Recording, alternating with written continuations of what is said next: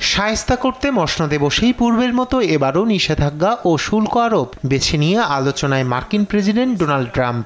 এর ধারাবাহিকতায় যুক্তরাষ্ট্রে প্রবেশে 43 দেশের ওপর ভ্রমণ নিষেধাজ্ঞার পথে হাঁটছে ট্রাম্প প্রশাসন, যা তার প্রথম মেয়াদের চেয়েও হতে পারে ব্যাপক। নিউ ইয়র্ক টাইমসে এসেছে এ নিয়ে 3টি ভাগের প্রস্তাব দিয়েছেন মার্কিন কূটনৈতিক ও নিরাপত্তা কর্মকর্তারা, যার মধ্যে লাল, কমলা ও হলুদ। লাল তালিকায় আফগানিস্তান, ভুটান, ইরান, লিবিয়া, উত্তর কোরিয়া সহ মোট 11টি দেশ। এসব দেশের নাগরিকরা হারাচ্ছেন যুক্তরাষ্ট্রে প্রবেশাধিকার।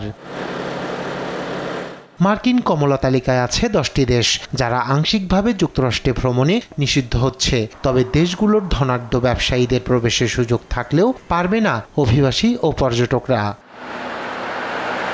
প্রস্তাবের হলুদ তালিকায় স্থান পেয়েছে 22টি দেশ। এসব দেশকে 60 দিনের মধ্যে তথ্যগত ঘাটতি দূর করার অনুরোধ জানানো হয়েছে। তা পূরণে ব্যর্থ হলে বিকল্প ব্যবস্থা নেবে ট্রাম্প প্রশাসন।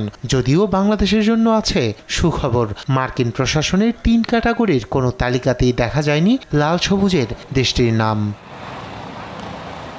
নিষেধাজ্ঞা নিয়ে কূটনৈতিক ও নিরাপত্তা বিশেষজ্ঞদের মধ্যে আছে বিতর্ক। বিশেষ করে ভুটানকে সম্পূর্ণ নিষিদ্ধ তালিকায় অন্তর্ভুক্তির যৌক্তিকতা নিয়ে উঠেছে প্রশ্ন।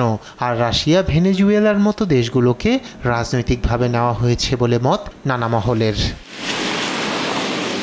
নাম প্রকাশে অনিচ্ছুক মার্কিন কর্মকর্তারা জানান, তালিকায় আসতে পারে আরও কিছু পরিবর্তন। রায়হান কবির শুভ্র, নিউজ ডেস্ক, দেশ টিভি।